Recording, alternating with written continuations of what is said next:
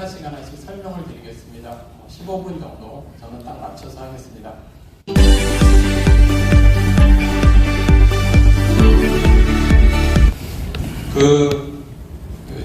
지금 역사 전쟁이고요, 체제 전쟁인데 단순히 교과서 전쟁, 교육 내용 전쟁이 아닙니다. 어느 역사가 그래왔듯이 항상 헤게모니 가진 집단의 지식이 공식적인 지식이 됩니다. 그런 거 보면은 우리 사회가 어느덧 상당 부분 좌파 분경이 거의 끝나갔나 봅니다. 그것은 해방 이전서부터 좌파가 끊임없이 대한민국을 정복하려 했고, 또 전 세계에서 공산혁명이 과거의 물리적인 방식으로 이제 성공하지 못했을 때 성혁명, 또 그리고 여러 가지 정치적 올바름, 여러분 PC 좌파라고 이야기를 하죠. 저도 그런 상태에서 제 20대 후반과 30대 초반을 미국에서 박사하고 석사를 하면서 보냈던 것 같습니다. 그런데 그때 저는 좀 많이 그때부터 좀 깨었어요.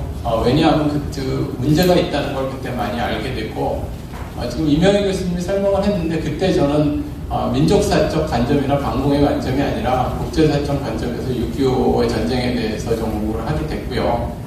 저는 교육사야, 교육정책이지만 그런 폴리티컬 이코노미에서 그런 수업에서 많이 다뤘습니다. 중국의 입장, 그리고 지금 좌파들이 우리나라에 와서 항미 원조라고 해서 100만이 죽었다, 그래서 은혜의 나라다, 이렇게 생각을 합니다. 문재인의 기본적인 생각은 종종 4대 매국 세력입니다. 여러분들 단지 그냥 김일성주의자, 종중 이걸 넘어서요, 대한민국은 지금 민주당하고 국힘당 상당 부분이 종중 매국 세력이 된 지가 상당 부분이 됐습니다. 그리고 정권 교체가 된 것도 아니고요. 많은 부분적으로 상부에 한두 명 된다고 저는 생각을 하는데요.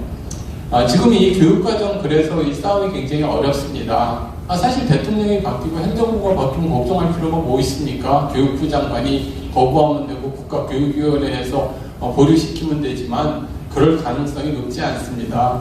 헤게모니가 이미 좌파화되고요. 좀 말씀을 드리면 지난 완성판이 문재인 정권이 이제 반대한민국 세력의 완성판이었고, 그 사람들 다시 말씀을 드리면 과거 NL에서 넘어서 종중 4대 매국 세력이 잡았습니다. 이제 구체적으로 이제 교과서에 들어가면 다 할 수는 없고 제가 역사 교과서만 좀 얘기를 하겠습니다. 그리고 포괄적 성교육 보건 교과서에 대해서 이렇게 말씀을 드리면 58페이지인데요. 많은 부분이 있겠지만 18페이지의 첫 번째를 보면 6.25 남침이라는 표현이 삭제됐습니다. 그 부분이 별로 중요하지 않다고 생각을 할 수도 있겠지만 보편적으로 받아들이는 겁니다. 심지어는 제가 이제 어렸을 때 배운 거는요, 이제 제대로 배운 거는 그때 당시 장제스 아시죠? 장개석 포로로 잡은 포로를 대부분을 학살을 시키기 위해서 6.25에 참전시켰습니다. 그런데 우리나라 좌파들은 은혜의 나라로 알고 있죠. 그리고 박원순 시장도 그렇고, 문재인도 그렇고, 완전히 중국을 중국몽이라고 그래가지고 조선시대 왕보다 더 추앙을 하죠. 중국의 시진핑을. 이게 그냥 우연한 이런 것이 아닙니다. 그러니까 북한의 교과서와 유사하고요. 우리가 맨날 죄송한데 이 말씀 드려야 되겠습니다. 우리가 이제 사회과학을 하는 사람들, 정치학, 교육학, 경제학 하는 사람들 이런 얘기, 역사하는 사람들은 도대체 방법론이 있는 건가?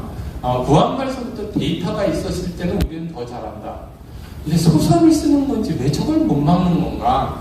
이렇게 우리가 이제 그전부터 그런 이야기를 했는데, 이미 이제 사회가 지식이, 공식적 지식이 헤게모니가 넘어가서 그렇습니다. 두 번째는 자유민주주의의 자유가 삭제됐죠. 이것도 별거 아닌 게 아닙니다.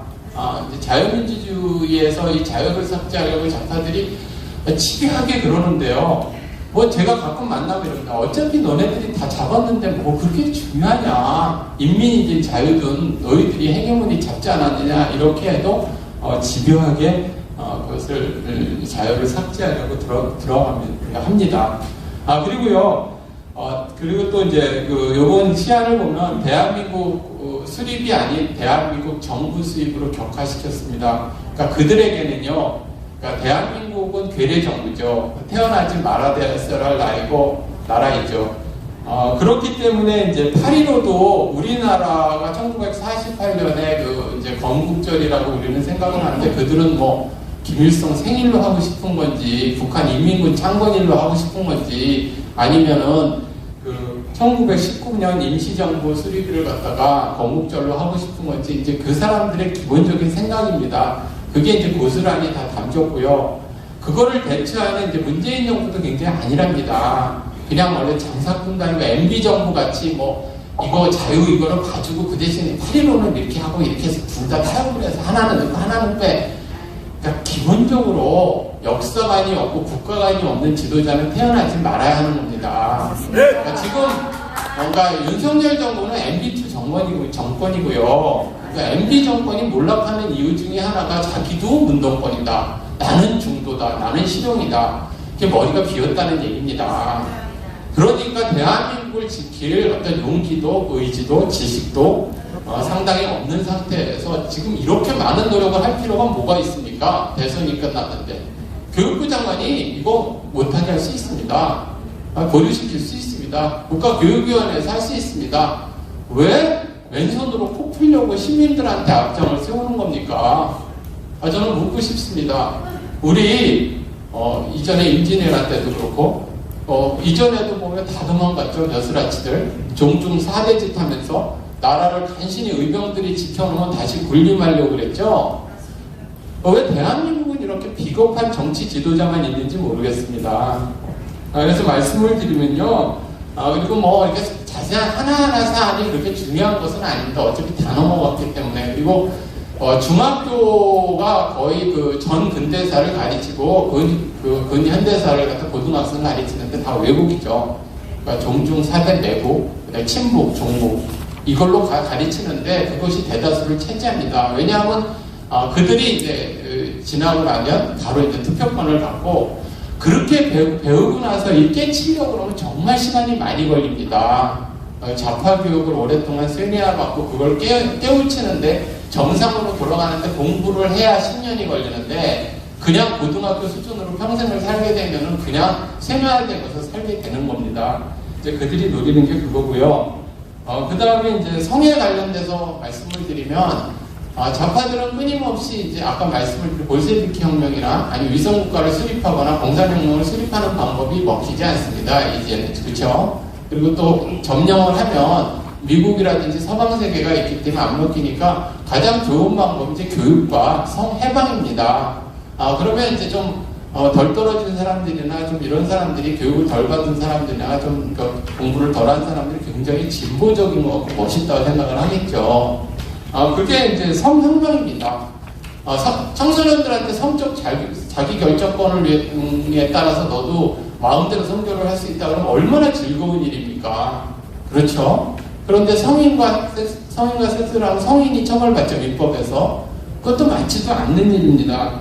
그리고 뭐 젠더를 얘기하는 건 이미 동성애 아까 말씀을 다 하셔서 이거 뭐 짧게 하겠습니다. 동성애, 트랜스젠더 이런 거를 조장시켜서 그러니까 기본적으로 좌파들은 그 의식화가 아니라 세뇌화를 원하는 겁니다. 그러니까 사고력이 강화되고 생각하는 능력이 학생들이 인간이 생기게 되면 좌파에 빠지지 않습니다. 정상적인 사람은 좌파에 빠지지 않아요. 근데 이제 공부를 하지 않게 하는 거죠. 그러기 위해서는 이제 도덕을 타락시키고 윤리를 타락시키고 그 점에 있어서 제일 목표가 되는 것은 기독교와 특히 개신교죠. 공산주의자들의 좌파들이 제일 싫어하는 적이. 두 번째는 전통 사상입니다. 전통 윤리를 이제 파괴시키는 것이죠. 교육의 기본 이념이고요. 그리고 뭐 일일이 설명을 드리면 들어온 내용들이 굉장히 진보적인 것 같이 동성애 인권을 뭐 굉장히 이렇게 우리는 보호해야 된다. 저는 다문화 교육을 가르치고 있습니다. 동성애 인권 중요합니다. 그렇지만 동성애 폐해도 이야기를 해야 합니다. 여러분, 동성애는 에이즈하고 관계가 있죠? 에이즈하고 관계가 있습니다. 그걸 알고 너는 에이즈가 관계가 있다. 이렇게 가르쳐야 되는 겁니다.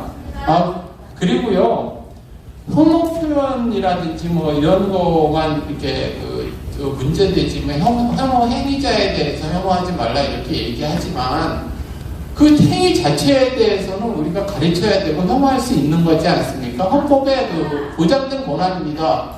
그러면 광화문 내거리에 나와서 사람을 죽여도 좋다. 소수민족은 학살해도 좋다. 나치를 찬양해야 된다. 이렇게 얘기하면 훌륭한 저거 안 된다 이렇게 하면 혐오처벌이 되는 겁니까?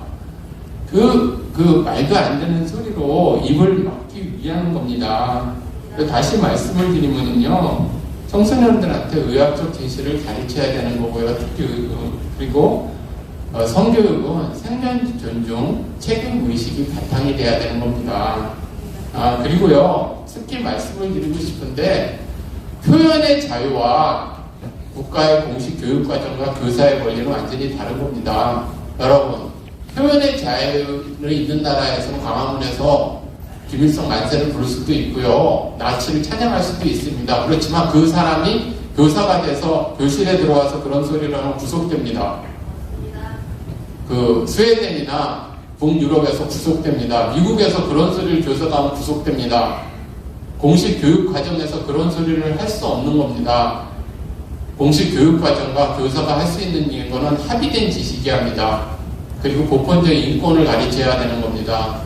우리나라에는 그 자유를 넘어서 방종을 넘어서요, 모든 것이 그 혼돈돼서 마구잡이로 이렇게 진행되는 것 같습니다.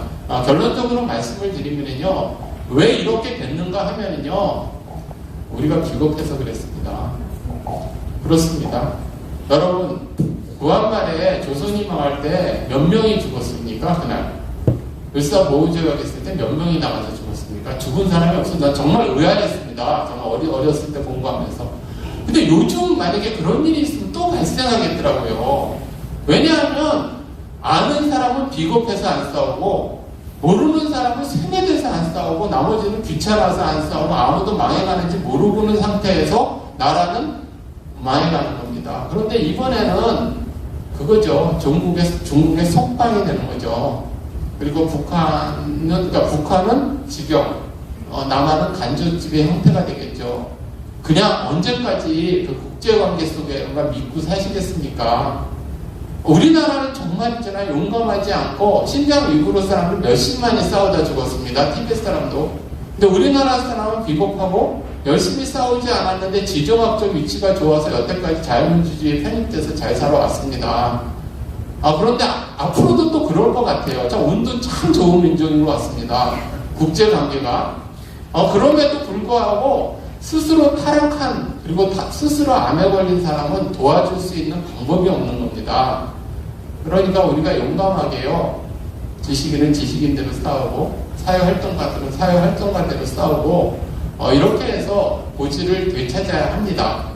그 방법은 윤석열 정권이 우파와 대한민국 편에 서지 않으면 자기도 쫓겨나겠다, 이렇게 생각이 되게 만들어야 하는 겁니다. 그리고 좌파는 대화가 필요하겠습니까? 이 정도로 반대한민국 세력인데 뭐라 해야 되겠죠?